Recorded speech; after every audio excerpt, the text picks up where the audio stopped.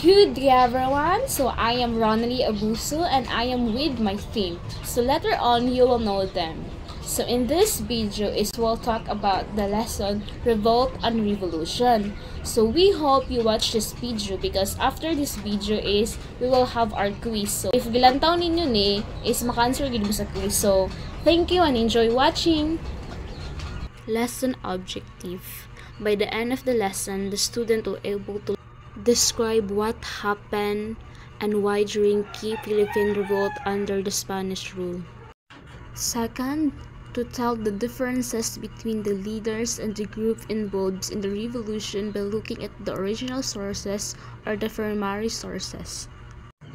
Lastly, study and understand the important original documents about this revolt.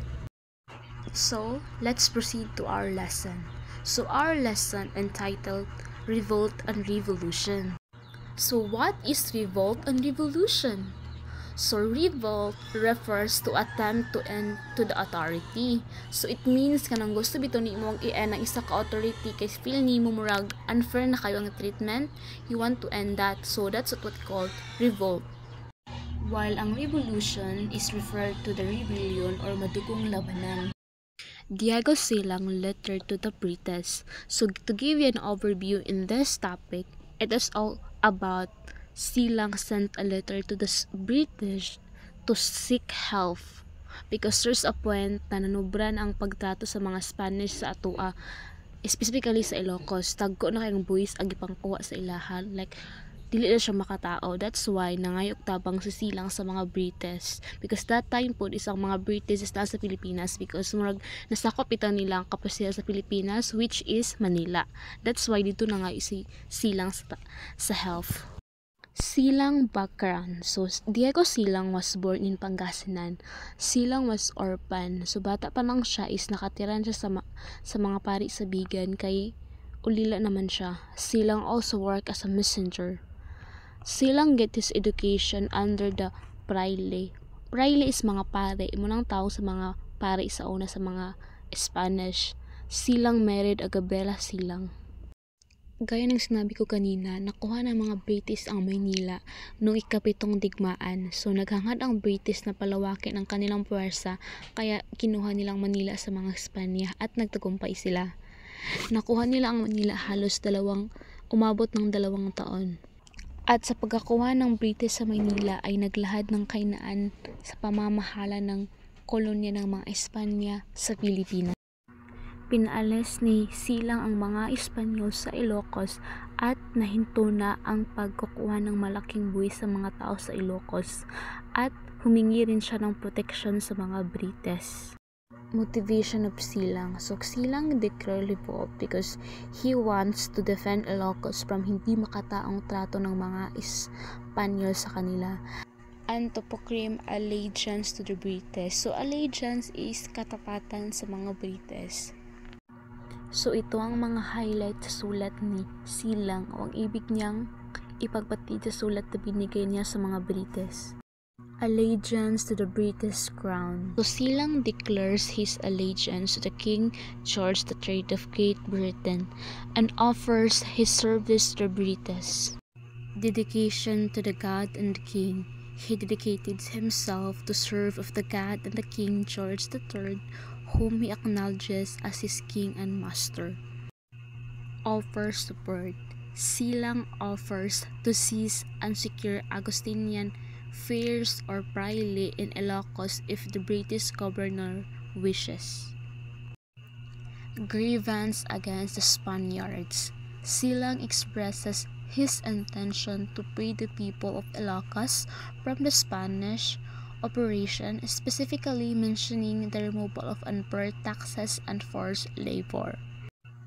Gift and resources. So Silang mentioned the resources is available if magsugot ang mga British na makipag-alyansa sa ilaha. I-offers nila ang mga gifts such as sugar, cakes, and chocolate. Analysis of Diego Silang letter.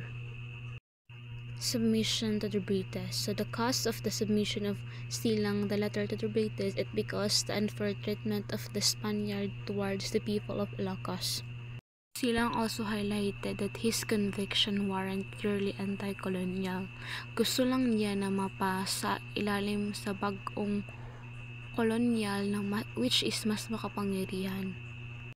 Limited vision, because si Silang is nag-focus lang siya sa Ilocos and Bigan. What about sa another part sa Philippines? So that's why limited iyang vision. Practical demands, because gusto gid ni Silang na mawala tong mga hindi makataong trato ng mga Espanyol sa mga tao sa Ilocos. Our next topic is Herman Folles Carpadia de San Jose through its hymn. Apolinario de la Cruz, o mas kilalang Hermano Puli, is from Tayabas, o ngayon ay Quezon na. He was born in 1884. Went to Manila to pursue dream, to enter a monastery, and become a monje. Monje is kanang pari bitaw, kabantay mo anak kanang murag upo bitaw sila, muna sila ang monje.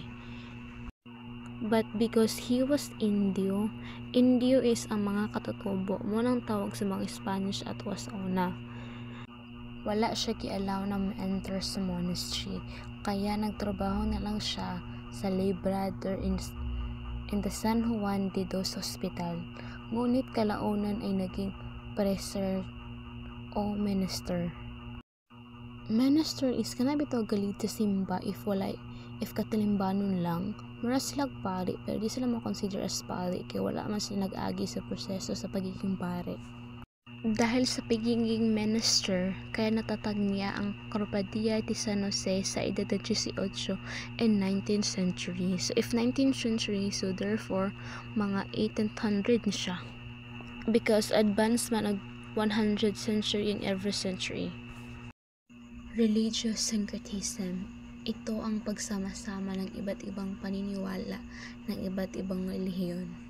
Millennial movement is muna siya na naniniwala sila ng ang malaking pagbabago ng lipunan sa hinaharap. Carpadia origin. So kanang Carpadia origin is kitatag because dili nila gusto na puro ang Kristyanismo. Ang Kristyanismo gusto nila nasagulan ni sa mga katutubo at paniniwala ng mga Pilipino. Expansion and alarm. Dahil sa mabilis na paglaganap ng Carpadia ay nabahal ang mga Tagalokman na baka ito ang magiging simula ng rebellion. Ipinagbabawal sa samahang Carpadia ang pagsalay ng mga Spaniard ng walang pahintulot na Hermano Pole. Natakot ang Gobernador General sa samang Carpadia dahil akala nila ay ito ang simula ng rebellion, kaya inaresto nila si Hermano Pule at ang mga leader nito. Dahil natakot ang Spanish na baka rebellion ang hatid ng membro ng Carpadia, ay inatake nila ito, kaya ang mga Carpadia ay napilitang magtago sa San Cristobal ng Tayabas in October 1841. Dahil sa persang pagpatay sa mga membro nito, halos 100 ang namatay ng membro, at pati na rin ang pag-execute sa kanilang pinuno na si Hermano Pole.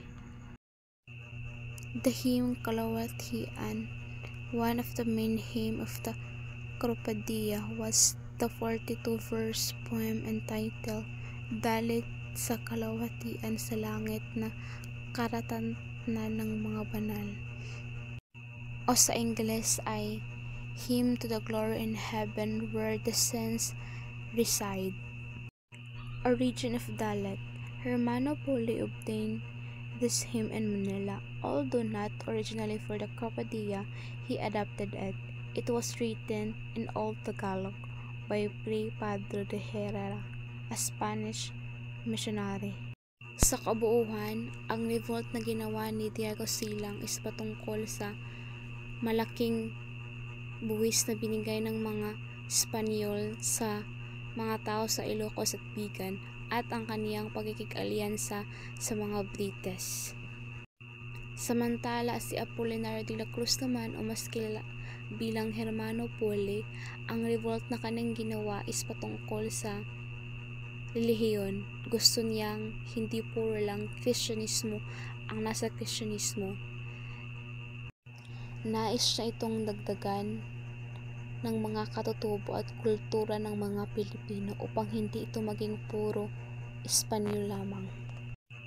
Sina Diego Silang at Apolinario de la Cruz sa isa lamang sa mga Pilipinong naghahangad ng mga pagbabago at isa lang sa kabilang ng rebolusyong kataas-taasang kagalang-galangang katipunan ng mga anak ng bayan o ang KKK na naghahangad ng pagbabago sa Pilipinas at sa pagkamit ng pantay-pantay na karapatan.